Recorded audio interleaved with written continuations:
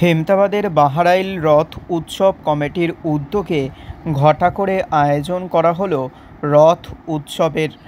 রবিবার সকালে মন্দির প্রাঙ্গণে জগন্নাথ, সুভদ্রা ও বলরামের পুজোর আয়োজন করা হয়।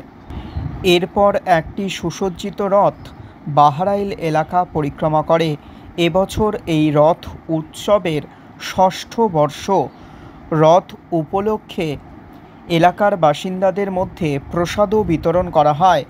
রবিবার দুপুর 12:30টায় এই রথ উৎসবে উপস্থিত ছিলেন উত্তর দিনাজপুর জেলা পরিষদের সভাধিপতি পম্পা পাল, করণদিঘির বিধায়ক গৌতম পাল সহ অন্যান্যরা।